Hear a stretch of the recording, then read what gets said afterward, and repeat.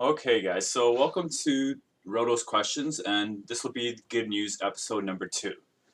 So there's a lot of good stuff going on around the world right now, so I'm just going to get right into it. So recently in a Florida city, they fired their whole police force for corruption.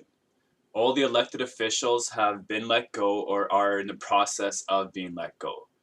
And I mean, this is crazy because there's so much corruption in the world today, and for this city to just it's actually a town. There's about 500 people that live there, 19 people on the police force. I'm not sure how many elected officials they have, but for the town to go out and fire everybody or be in the process of letting go all the officials is amazing. They took a stand against corruption and won, because their town was actually on the verge of being dismantled because of all the corruption, but they took over, and just in a matter of a few weeks they've turned around the whole town, and everything is going pretty well now, pretty well and smooth, that they're getting rid of the corruption.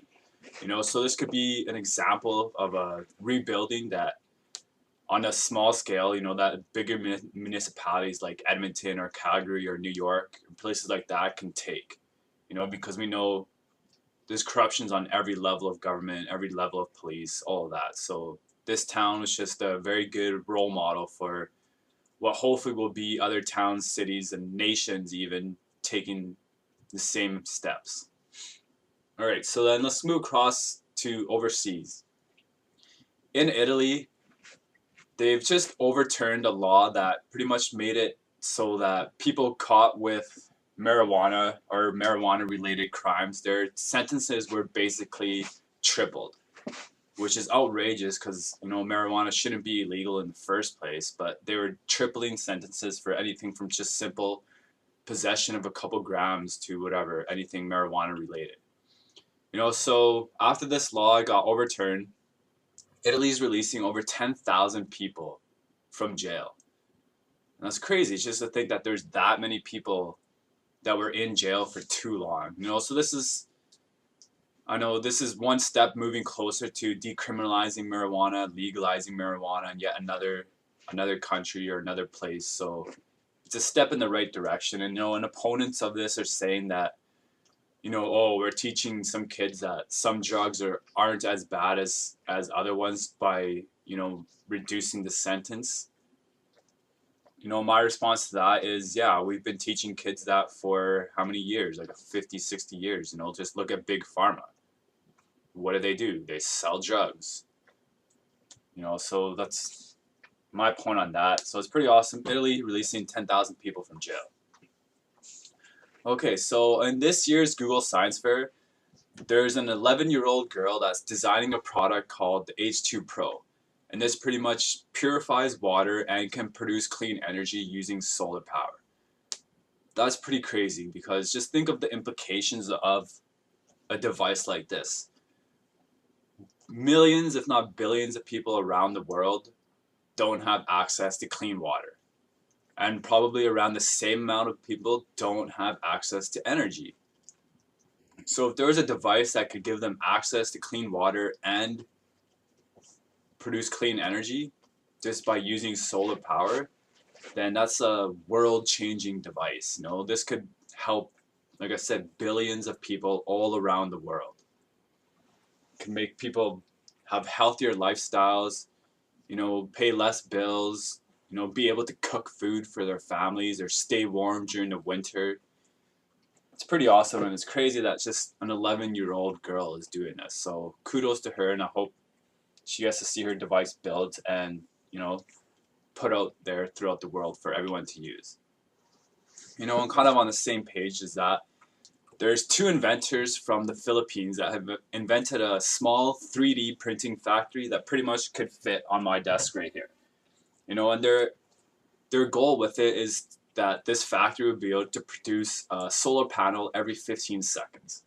So their plan is to make pretty much solar energy affordable for anyone to use solar panels, so you can power anything from, say, your cell phone to your computer, to the lights in your house, the stove, your big screen TVs, Xbox, PlayStation, all of that.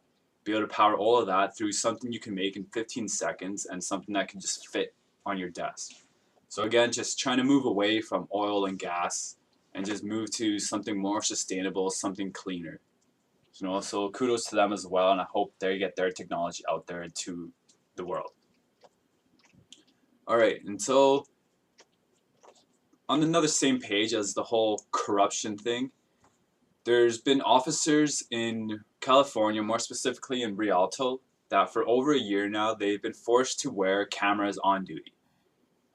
And this is a big step, and it's a big experiment for police forces across the world. I know a lot of people would probably have their eyes on Rialto to see what has happened in that year. And some of the things that have happened in that year is that use of force by the police has dropped by 60% in just 1 year. That's crazy. 60%. That's a big drop in use of force. So what changed? Was it the criminals started acting differently because they think they're being recorded, or was it the police acting differently, or was it both? It's probably a little bit of both. But either way, it's obviously working. 60% use of force drop, and complaints against the police have dropped by 88%. That's crazy, 88%. So it sounds like the police are being held more accountable, and the people have nothing to complain about really now that everything's on camera. So it's like the government always says to us, if you have nothing to hide, then you shouldn't be scared. So I think all cops should take that same attitude. If you have nothing to hide, then put a camera on your uniform. This isn't just so that we can see if cops, were justified in shooting somebody or killing somebody. It's also to keep cops safe as well. Video recording it helps everybody. It can start to bond, like bring together the community and the police force, build more trust, because then we know the camera tells everything. Video and audio recording would just tell the whole story. And so there's more trust there, no room for lies. You can't lie when it's on camera. So I also just learned that officers in Ferguson, Missouri, that's where Mike Brown was murdered by police officers just probably about a month ago now. They'll also begin wearing camcorders while they're on duty too. So, this is wonderful news. I hope it spreads throughout that country. I hope it spreads to Canada and all over the world. Why shouldn't police officers be wearing cameras? It benefits both them and the public. So it's for everybody's safety. All right, so I also just learned about this old 99-year-old woman who for over 2 years now, I think it's coming up on 3 years, her name is Lillian Weber, and she's been making a dress a day for young girls in Africa.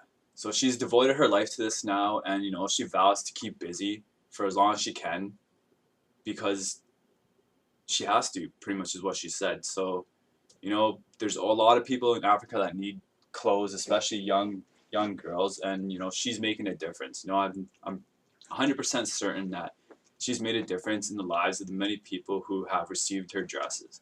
And it's awesome to see somebody that old still doing something to make a difference in this world. So anybody can make a difference.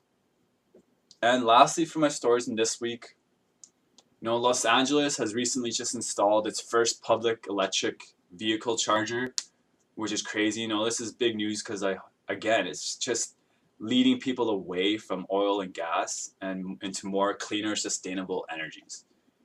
So it's awesome. So now the public can charge their electric cars there. Gives more incentive for people to buy electric cars. And also, this technology has actually already been implemented throughout Quebec here in Canada. There's several of these public vehicle chargers available. I think at Rona stores and a few other places throughout Quebec. So expect them to be available throughout the country soon and throughout other countries. And it's just, like I said, more incentive for people to buy cleaner vehicles and to move away from oil and gas. So that's pretty big, just taking care of our environment. And so that's all I have for today and for this week's episode. So like always, just if you have any stories, send them to rotosquestions@outlook.com. Put good news in the subject, or leave a comment or email or something. So yeah, thanks for watching, and I'll see you guys next week.